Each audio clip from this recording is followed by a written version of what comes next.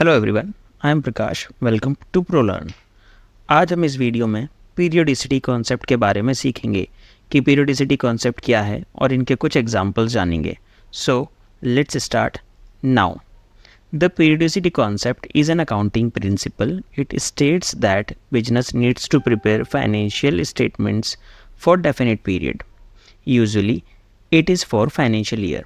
Means periodicity concept एक accounting principle है।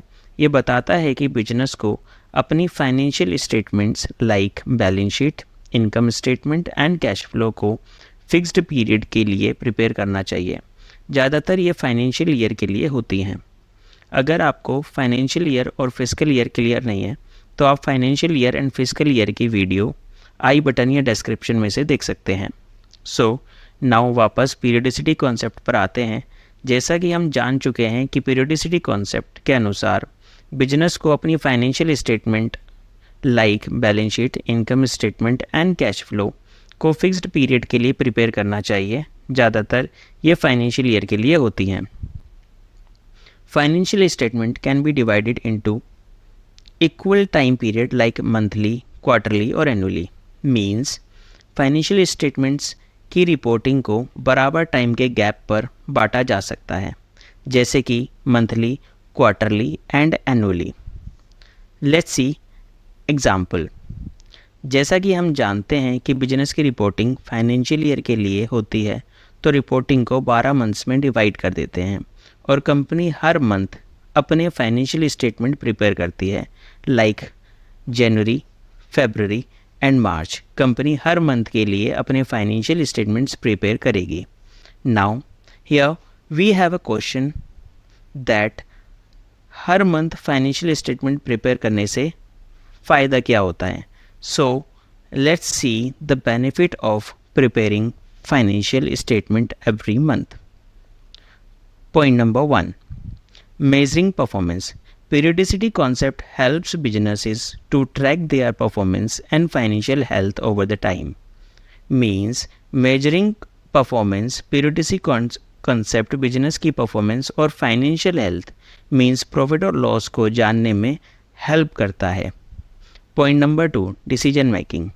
Business can analyse trends, assess risk and plan for the future based on financial performance during financial period. Means business risk पता कर सकता है, trend देख सकता है, फ्यूचर की प्लानिंग कर सकता है। Point number 3, financial reporting.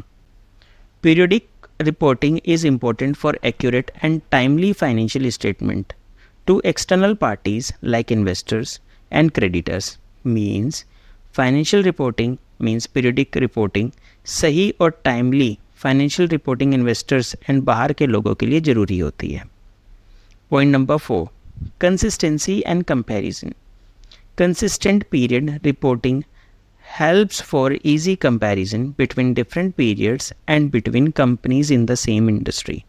Means consistent periods reporting means एक इक्वल टाइम की रिपोर्टिंग से दूसरे मंथ्स के साथ सेम इंडस्ट्री की कंपनीज के साथ कंपेयर करना ईजी हो जाता है।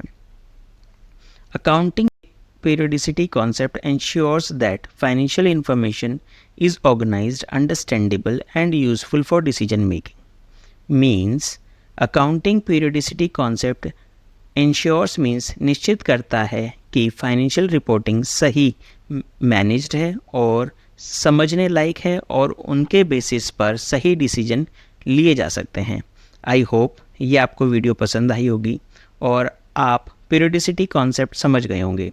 आप और अकाउंटिंग प्रिंसिपल जानने के लिए हमारी अकाउंटिंग कॉन्सेप्ट सीरीज़ देख सकते हैं। Thanks for watching the video. Please hit like button, share the video, please subscribe for such informative videos.